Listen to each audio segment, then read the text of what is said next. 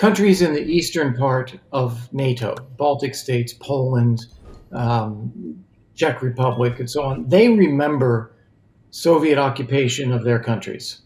And in the case of the Baltic states, being even incorporated, annexed into the Soviet Union, which they did not want. So they are very, very concerned, and they see it as very real that if Russia is able to prevail in Ukraine, that they are at risk as well. And so they want to do everything possible to build up their defenses, to have forward deployments of NATO forces.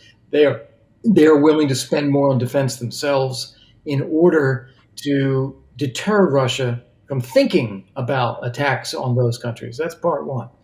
Part two is the West European countries have not truly adopted a sense that Russia's threats to those countries, or even Russia's war against Ukraine, really is a threat to Western Europe.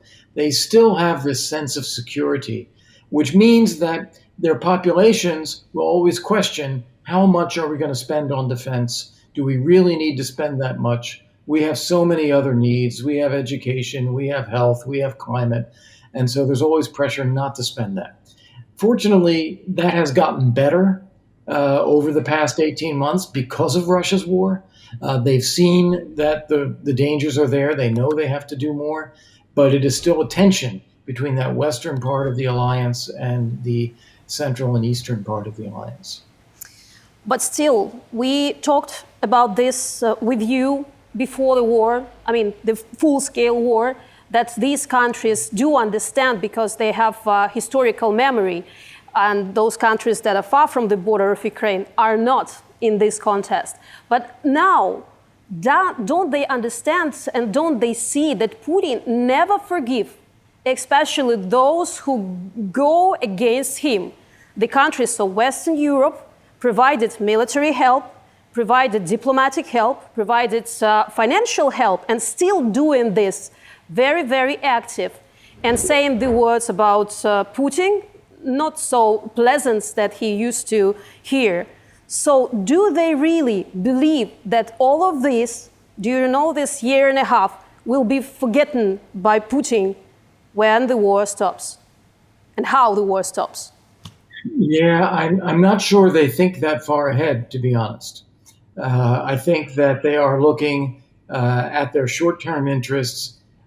They don't want to provoke Russia. They don't want to be in a conflict with Russia or with Putin. They want to see whether there's a way to reestablish peace. They don't have any control over what happens inside Russia. And I think they still believe in some respect that someday things are going to be normal again. You're going to have normal diplomatic relations. We may disagree with Russia, but we're going to have to live with them because they're there. I think that is just some of the attitude that's there. As I said, I think that this is rather short-sighted and not very strategic-minded. This real strategy has got to be that in order to establish peace and security in Europe for the long run, Russia's imperialism and genocide has to be defeated. Otherwise, it will continue to be a threat, first to Ukraine, but also to other countries. So we actually need to accelerate our efforts to support Ukraine and make sure that Russia's defeated, because that's the only way we will actually get forward to a point where there is security again.